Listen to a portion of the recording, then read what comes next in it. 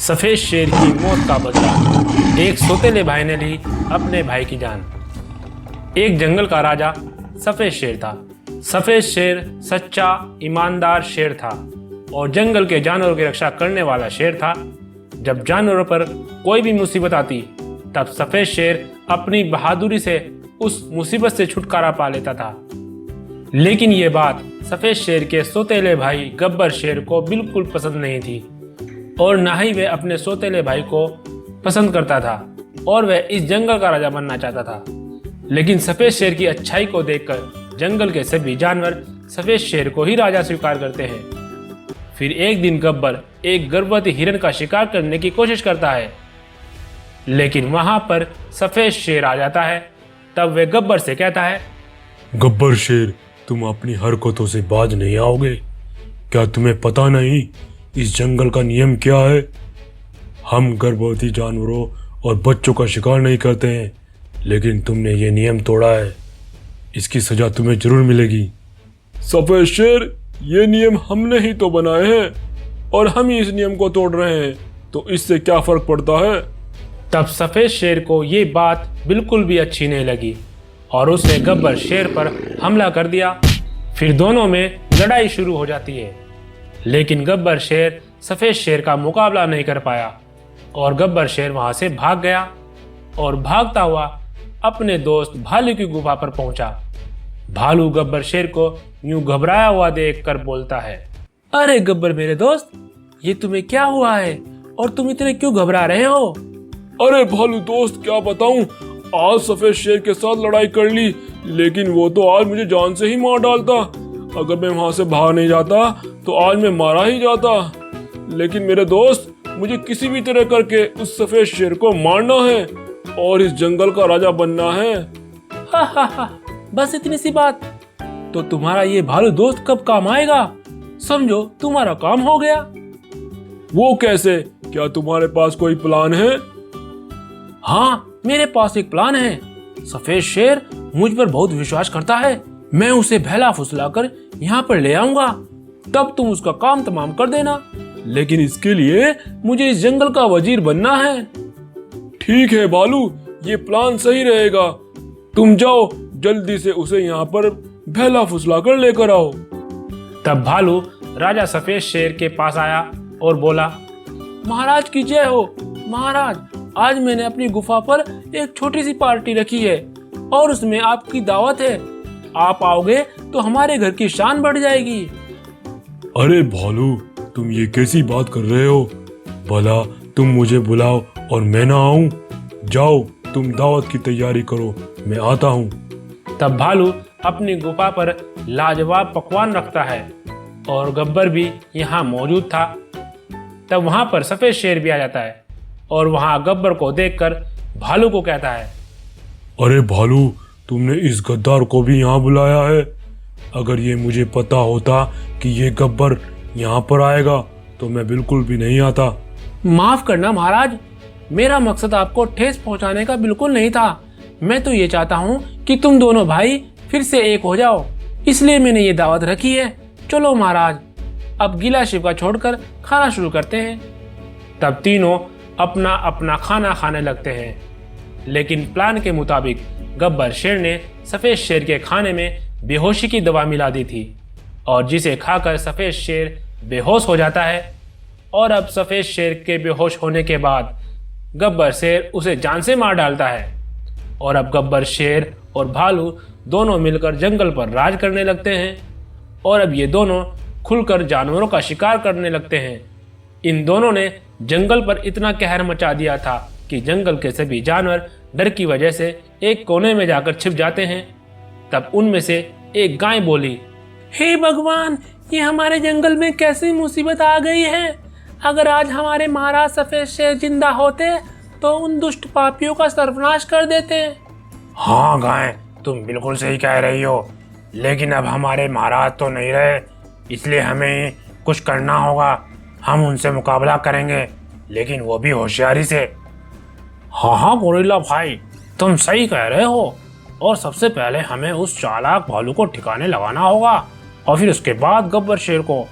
तब एक खरगोश भालू के सामने जाता है और उसे खुद को खाने के लिए उकसाता है।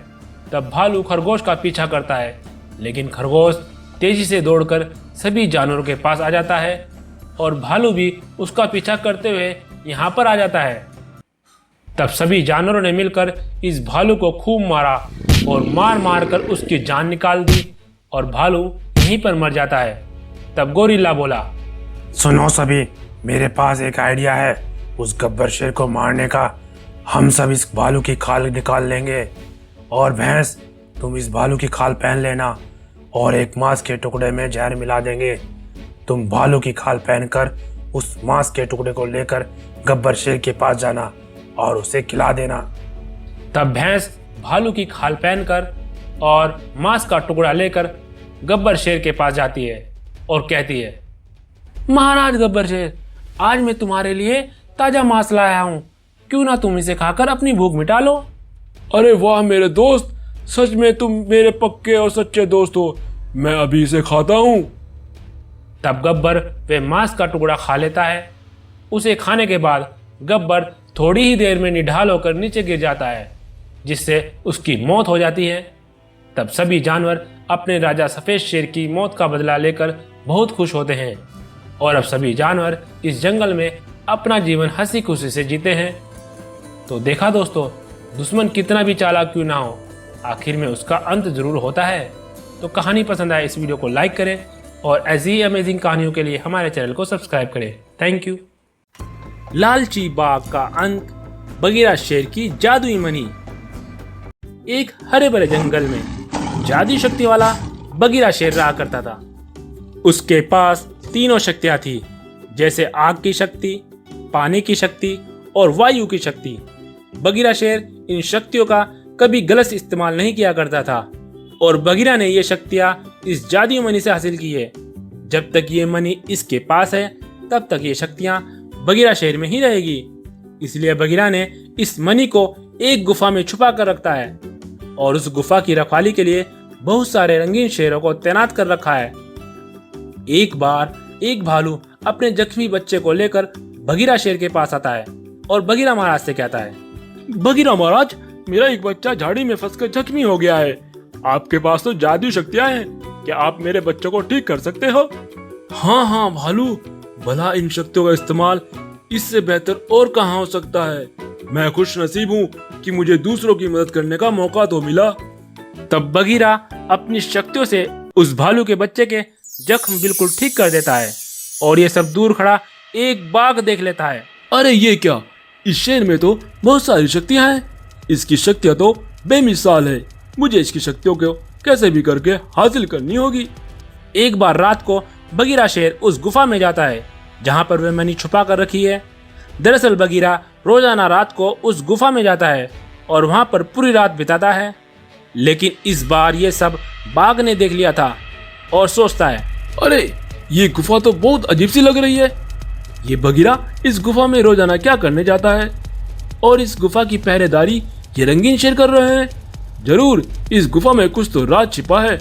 मुझे वहां जाकर देखना होगा कि क्या माजरा है, लेकिन कैसे जाऊं? आइडिया। सुबह होते ही मैं अपने आप को जख्मी कर लेता हूं और अपना जख्म ठीक करवाने के लिए महाराज के पास जाऊंगा। तब सुबह होते ही बाघ जख्मी होकर मनी वाली गुफा के पास जाता है। तब वहां पर खड़े पहरेदार बोलते हैं, अरे ओ बाघ, कहाँ चले आ रहे हो? अगर तुझे अपनी जान प्यारी है तो चला जा यहाँ से, नहीं तो हम तुम्हें जान से मार डालेंगे। नहीं नहीं मेरे दोस्त, मैं तो जख्मी हूँ। मैं तो महाराज से मिलने आया हूँ अपने जख्म ठीक करवाने के लिए। इतने में बगीरा महाराज गुफा का दरवाजा खोलकर बाहर आता है। बगीरा के बाहर आते ही वह जादुई मनी बाघ को नजर आ जाती है, जो कि वह हीरे की तरह चमक रही थी। तब बाघ मन ही मन सोचता है, अच्छा तो ये है मनी, इसकी शक्तियों का राज। मुझे ये मनी हासिल करनी होगी। तभी बगीरा बोला, अरे बाघ, क्या हुआ तुम्हें और तुम जख्मी कैसे हो गए हो? महाराज महाराज, मैं झाड़ी में फंसकर जख्मी हो गया था। मैंने सुना है आप सभी जानवरों के जख्म ठीक कर देते हो, इसलिए मैं यहाँ पर आ गया। तब बगीरा बाघ के जख्म ठीक कर देता है। तब बाघ ठीक होते ही वहां से चला जाता है। कुछ देर बाद बाघ फिर से वापस उस जादुई मनी वाली गुफा के पास आता है और वहाँ पर खड़े रंगीन शेरों को मारने का प्लान करता है। तब बाघ एक बकरी का शिकार करके उस गुफा के सामने आता है और उन रंगीन शेरों के सामने बड़े मजे से खाने लगता है। सिपाही रंगीन शेर बाघ को ताज़ा मांस खाता देख उनके मुंह में पानी आ जाता है। बाघ उन्हें ऐसे देखकर समझ जाता है कि उन्हें भी मांस खाना है। क्या हुआ रंगीन शेरों, क्या तुम्हें भी मांस खाना है, वो भी ताज़ा ताज़ा? हाँ हाँ बाघ, हमें भी खाना है, बहुत दिनों से हमने ताज़ा मांस नहीं खाया है। तो ठीक है, मैं अभी ताज़ा मांस लेकर आता हूँ। तब बाघ ताज़ा मांस का टुकड़ा लेकर आता है और इन रंगीन शेरों को खिला देता है। कुछ देर बाद रंगीन शेर सारा मांस खा लेते हैं और खाते ही सभी रंगीन शेर मर जाते हैं, क्योंकि बाघ ने इस मांस के टुकड़े में जहर मिला रखा था। तब रंगीन शेरों के मर जाने के बाद वे बाघ उस गुफा का दरवाजा खोलकर अंदर चला जाता है और बाघ के अंदर जाते ही दरवाजा बंद हो जाता है। बाघ मनी को देखकर बहुत खुश होता है। हा हा हा हा, अब हूँगा मैं सबसे शक्तिशाली बाघ, इन शक्तियों से पूरी दुनिया पर राज करूंगा। हा हा हा हा। अब बाघ मनी को लेकर गुफा का दरवाजा खोलता है, लेकिन ये क्या, बाघ से दरवाजा खुल नहीं रहा। अरे अरे, ये क्या, ये दरवाजा खुल क्यों नहीं रहा है? ऐ जादुई मनी, इस दरवाजे को खोलो, मैं तुम्हारा अब मालिक हूँ, अब तुम्हें मेरे हुक्म का पालन करना होगा, जल्दी से ये दरवाजा खोलो। बाघ के ये कहने के बावजूद भी उस गुफा का दरवाजा नहीं खुलता है। अब रात हो जाती है और अब बगीरा गुफा में आराम करने के लिए आता है और बगीरा देखता है कि उसके सिपाही रंगीन शेर मरे हुए पड़े हैं। बगीरा समझ जाता है कि इस गुफा में कोई ना कोई है। तब बगीरा अपनी शक्तियों से उस गुफा को खोल देता है और देखता है कि बाघ मनी को चुराने आया है। तब बगीरा हंसकर बोला, हो हा हा हा, बेवकूफ बाघ, तुम्हें क्या लगा तुम इस गुफा में आकर मेरी मनी को चुरा ले जाओगे? लेकिन तुम्हें ये नहीं पता था कि इस गुफा में अंदर तो आ सकते हो लेकिन बाहर नहीं जा सकते, क्योंकि मेरी शक्तियों के बगैर अंदर से इस गुफा का दरवाजा नहीं खुल सकता। महाराज महाराज, मुझे माफ कर दो, मैं लालच में आ गया था, लेकिन मैं समझ गया हूँ ये नायाब शक्तियाँ सिर्फ नेक जानवर को ही मिल सकती है, मुझ जैसे पापी जानवर को नहीं। मुझे जाने दो, मुझे जाने दो। नहीं नहीं बाघ, क्योंकि तुम्हें इस गुफा का राज मालूम हो गया है, इसलिए तुम्हारा मरना तो तय है, मैं तुम्हें छोड़ नहीं सकता। तब बगीरा ने अपनी शक्तियों से बाघ को वहीं पर भस्म कर दिया और बाघ जलकर राख हो गया। तो देखा आपने, लालच करने वालों का अंजाम बुरा ही होता है, इसलिए हमें कभी भी लालच करना नहीं चाहिए। भगवान ने हमें जो दिया है हमें उसी में ही खुश रहना चाहिए।